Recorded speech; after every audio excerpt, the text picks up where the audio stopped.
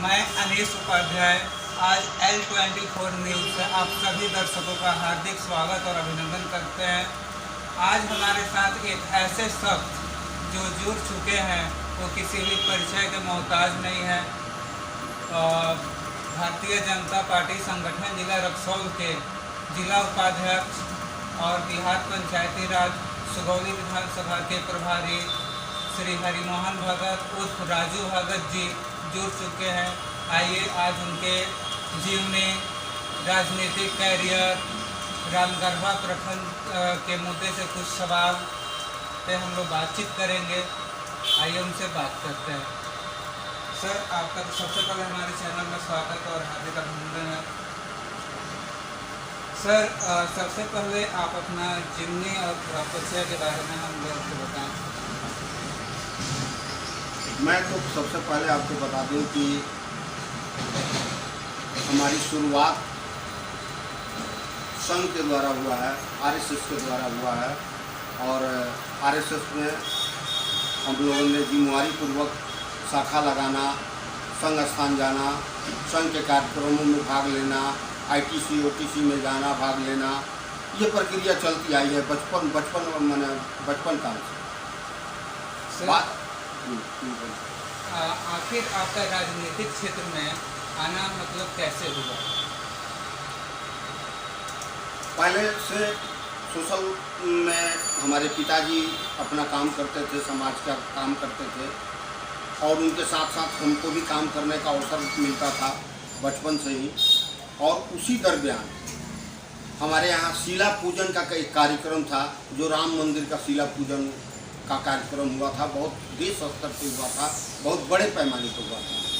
वहीं से हमारी शुरुआत हुई। मैं उस कार्यक्रम में अपने पिताजी के साथ भाग लिया, कार्यक्रमों में सक्रिय रहा बचपन से ही। और उसके बाद मैं आपको बता देता हूं कि राम मंदिर का जब वो अरेस्टिंग जेल यात्रा जब शुरू हुआ, तो आपको ईस्ट वेस्ट चंपारण में सबसे पहला टीम, हम लोगों का 6 लोगों का टीम रक्सौल में अपना अरेस्टिंग दिया अनिल सिन्हा जी, माननीय अनिल सिन्हा जी के द्वारा साथ, समझे कि नहीं। जेल यात्रा भी किया। उस समय हमारी आयु लगभग 17 से 18 हुआ करता था, जिस समय हमने राम मंदिर के लिए जेल यात्रा किया। बाद में भाजपा में और बाद में जानकारी मिली। हमारी संगठन जब अलग हुई, मोतिहारी जिला से रक्सौल जिला का जब निर्माण हुआ, तब से हम 2 बार से जिला का उपाध्यक्ष हूँ। और अभी वर्तमान में सरस्वती शिशु विद्या मंदिर का संरक्षक के रूप में भी काम करता हूँ। और बिहार राज्य पंचायती का आपको बिहार के विधानसभा के प्रभारी का भी काम देता हूँ।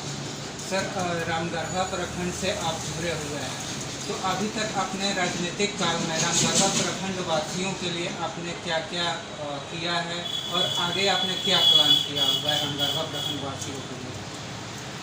देखिए, जब भी रामगढ़वा परिक्षेत्र में अभी 86 से लेकर के अभी तक जो भी बाढ़ काल आया है, बाढ़ का विवेकसा जो जनता ने झेला है, उसमें मेरा अहम भूमिका रहा है। 86 से लेकर के अभी तक जो भी संकट आया है समाज में, मैं उस समाज के काम के लिए आगे 4 कदम चल के आगे बढ़ के काम को किया।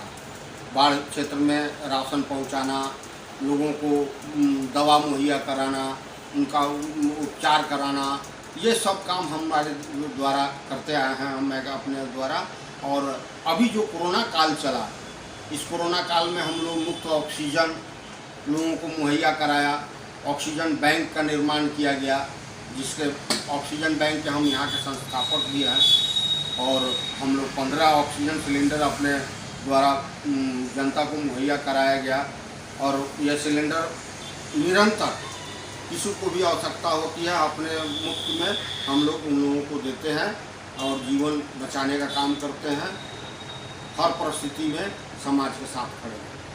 सर, अभी कोरोना काल में आज रामगढ़वा प्रखंड के लिए पहली बार 16 पंचायत में एक बार एक साथ वैक्सीन हो रहा है, कार्यक्रम चल रहा है। अभी मैं खुद 2 पंचायत का दौरा किया हूँ, वैक्सीन सेंटर गया हूँ, लगभग 460 दोनों पंचायत में गया हुआ है, जैतापुर और पखनैया।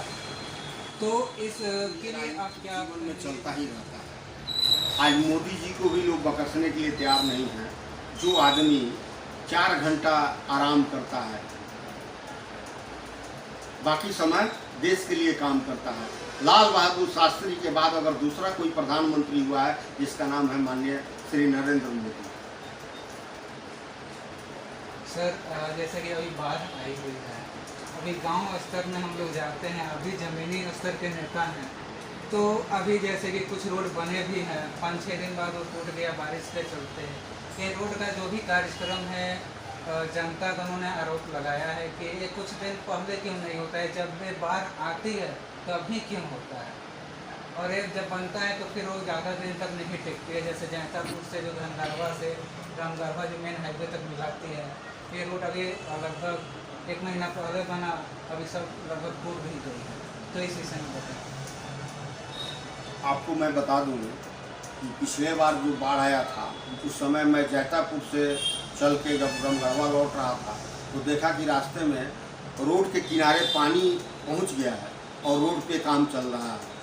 तो निश्चित रूप से देखिए, सरकार टेंडर कर देगी, सरकार आपके काम का जो कहा जाता है वो मैंने ठेकेदारों के द्वारा जो अप्लाई किया जाता है काम के लिए, तो सरकार फंड मुहैया कराएगी, सरकार काम हो इसके लिए प्रयास करेगी कि आपका समय से काम हो जाए।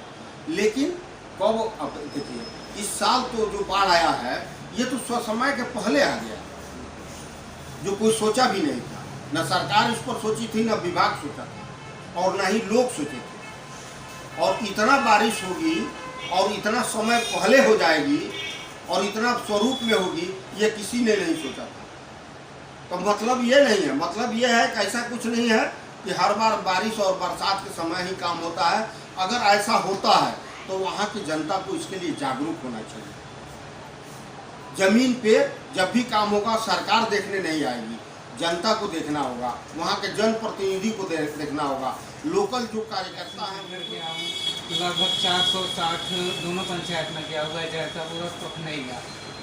तो इसके लिए आप क्या कहेंगे? जैसे माननीय मोदी जी का भी आज का था कि 31 तारीख और 1 तारीख को महाअभियान बिहार में चलेगा, तो इस विषय में थोड़ा बताइए हमें। महाअभियान के पहले से ही हम लोग निरंतर इस पर प्रयास करते रहे हैं। जिस दिन आज तो हमारे सब लोग जागृत हो गए हैं वैक्सीन के प्रति। एक समय था जब शुरुआती दौर में जब लोग वैक्सीन से भागा करते थे, वैक्सीन लेना पसंद नहीं करते थे, नहीं चाहते थे वैक्सीन लेना। अपने ही समाज के कुछ लोग थे जो दिग्भ्रमित थे वैक्सीन के प्रति। लेकिन उस समय से हम लोगों ने डॉक्टरों से बराबर संपर्क साधा, वैक्सीन का उपलब्धता कराया, आम जनता के बीच भी संपर्क साधा कि नहीं वैक्सीन कितना महत्वपूर्ण चीज़ है, इसके बिना आप चल नहीं सकते हैं, जी नहीं सकते हैं, इसलिए वैक्सीन आपके जीवन काल के लिए बहुत ही अत्यंत महत्वपूर्ण चीज़ है। लोगों को जागृत करना और वैक्सीन मुहैया कराना और वैक्सीन समय हर पंचायत में उपलब्ध हो, इसके लिए निरंतर प्रयास करते रहना, डॉक्टरों से संपर्क में रहना, ये हम लोगों की अपनी जिम्मेवारी रही है, आज तक भी जिम्मेवारी चलती है। सर अभी कुछ दिन पहले हमारे एनडीए सरकार जो मुख्यमंत्री नीतीश कुमार जी हैं, वो और कुछ विरोधी दल के भी नेता माननीय प्रधानमंत्री मोदी जी से मिले जातीय जनगणना के लिए। तो इस विषय में आखिर जातीय जनगणना ये हमारे जो एनडीए सरकार है ये क्यों चाहती है, इनका मतलब क्या, इस विषय में थोड़ा बताएं। देखिए, जातीय जनगणना की जहाँ तक बात है, ये बहुत ऊपर का मामला है और ये सरकार की मुद्दा है। ठीक है, हम लोगों की पार्टी की सरकार है, हम लोग उस दल से आते हैं जिनकी सरकार बिहार में है और केंद्र में है, लेकिन इस जनगणना पर सरकार की मंशा क्या है, सरकार क्या सोच रही है। निश्चित ही रूप से हमारी जो सरकार है भारत के भविष्य के बारे में ही रातों दिन चिंतन और मनन करती है और निश्चित रूप से देश के लिए, देश के हित में होगा और जो भी सरकार हमारी निर्णय लेती है वो देश हित में लेती है, जनहित में लेती है। कभी भी जन विरोधी और देश विरोधी काम हमारी पार्टी नहीं। अभी बिहार पंचायत चुनाव होने वाला है, लगभग बिगुल भी बच चुकी है, तो इस बिहार पंचायत चुनाव के बारे में बताएं। बिहार पंचायत चुनाव में तो आपने सुना भी होगा कि हमारी पार्टी जो है अपने सिंबल पे तो नहीं लेकिन अपने समर्थन में चुनाव लड़ाएगी अपने कार्यकर्ताओं को। अपने जो समर्थक हैं, जो अपने बीच के कार्यकर्ता हैं, अधिक से अधिक कार्यकर्ताओं को प्रतिनिधि का भाग्य मिलेगा, समय मिलेगा और निश्चित रूप से अपने कार्यकर्ता जीत जाएंगे। और इस पंचायती चुनाव में हम लोग प्रयास करेंगे कि भाजपा के कार्यकर्ता अधिक से अधिक संख्या में जीत जाएँ पंचायत स्तरों पे, चाहे वो मुखिया का पद हो, सरपंच का हो, जिला परिषद का हो। हम लोग प्रयास करेंगे कि अधिक से अधिक संख्या में हमारी भूमिका। सर, हमारे चैनल से जुड़ने के लिए आपको बहुत बहुत नमस्कार। Thank you.